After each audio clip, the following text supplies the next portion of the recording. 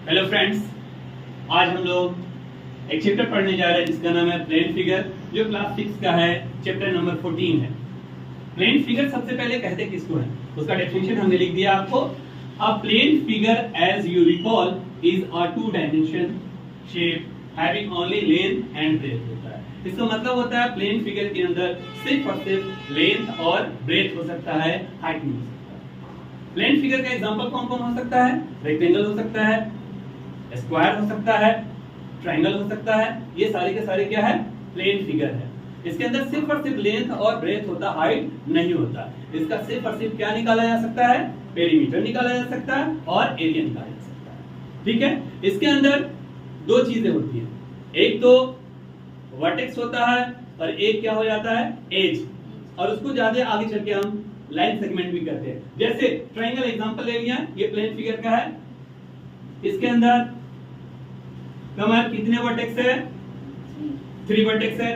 तो इसके अंदर लाइन कितने होंगे? 3 लाइन होंगे। ये टोटल कितने एंगल बना सकते हैं? टोटल कितना एंगल होगा? 180। अगर ये 60 हो गया, ये भी 60 डिग्री हो गया और ये भी 60 डिग्री हो गया, तो कौन सा ट्रायंगल कहलाएगा? Equilateral triangle. क्यों? क्योंकि इक्वल एंगल है। अब ये देखिएगा, 60 degree plus 60 degree plus 60 degree, total कितना हो गया?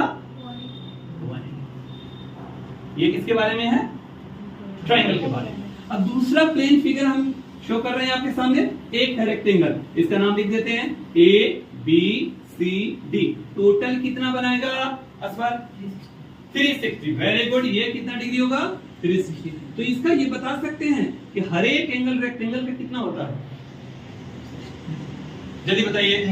90 डिग्री। वेरी गुड है। ये 90 डिग्री होगा, ये भी 90 डिग्री होगा और ये भी 90 डिग्री होगा। टोटल करेंगे तो क्या होगा? 90 प्लस 90 प्लस 90 प्लस 90। टोटल कितना डिग्री हो गया? अब बता सकता है तमाश, इसके अंदर कितने वर्टेक्स होंगे? 4 वर्टेक्स होंगे। वेरी गुड है। और कितने लाइन सेगमेंट होंगे? 4। Very good. अब बताइए डायगोनल कितने हो सकते हैं इसके अंदर? डायगोनल 4 नहीं, गलत है। आप बताइए डायगोनल कितने होंगे? 2 होंगे। Very good. डायगोनल क्या कर देता है? किसी भी शेप को क्या कर देता है? इक्वल पार्ट में क्या कर देता है? डिवाइड कर देता है। ये देखिए, ये डायगोनल हो गया। अब जैसे ये हुआ, उसके अपोजिट ऐसे भी कर दीजिए। देखिए ये क्या है? डायगोनल क्या कर दिया? इक्वल पार्ट में किसी भी शेप को क्या कर दिया?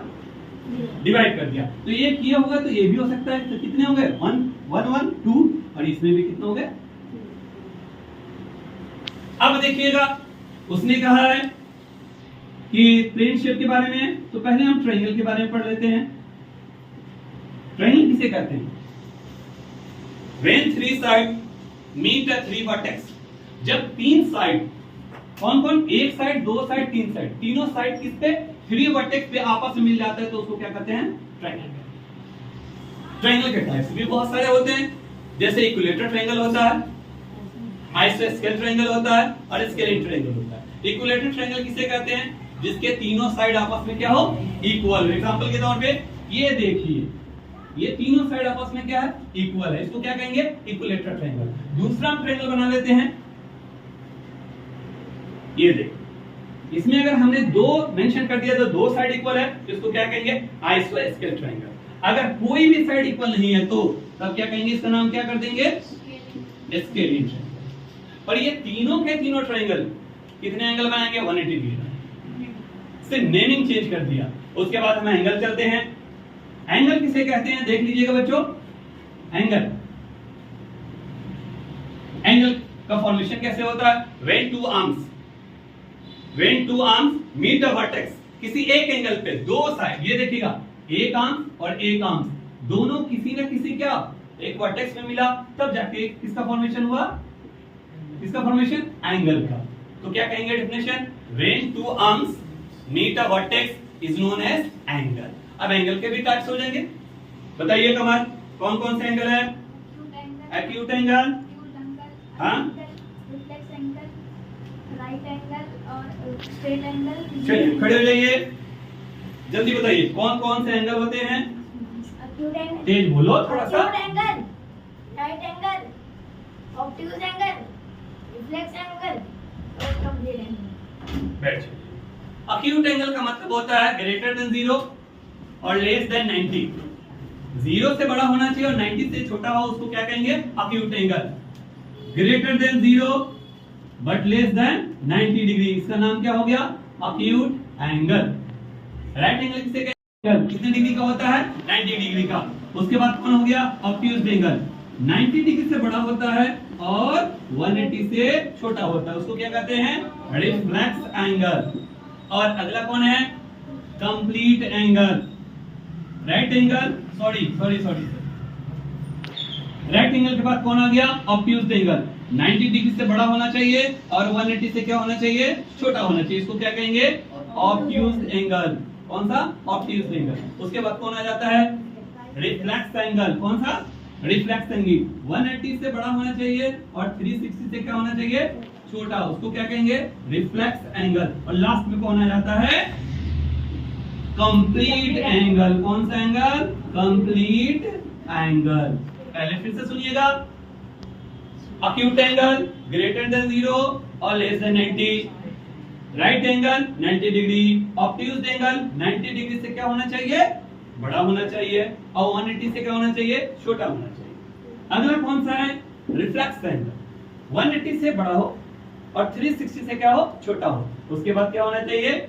उसके बाद कौन सा? कंप्लीट एंगल कौन है? 360। एग्जांपल दे रहे हैं आपको, बताइएगा। लिख लिए? चलो आगे। 105 डिग्री। अलीम बताइए कौन सा एंगल है? आप बताइए। हाँ सही बात है, ऑब्ट्यूज एंगल। ऑब्ट्यूज एंगल का क्या है डेफिनेशन? ग्रेटर देन 90 और लेस देन 180। Very good. अगला क्रम है 270 डिग्री। कौन सा एंगल है? Reflex angle. Very good. अगला कोई बताएगा 180 को कौन सा एंगल कहेंगे? Straight angle. Wow, straight. और 0 डिग्री को कौन सा एंगल बताएंगे? Zero angle. हार्दिक पांड्या।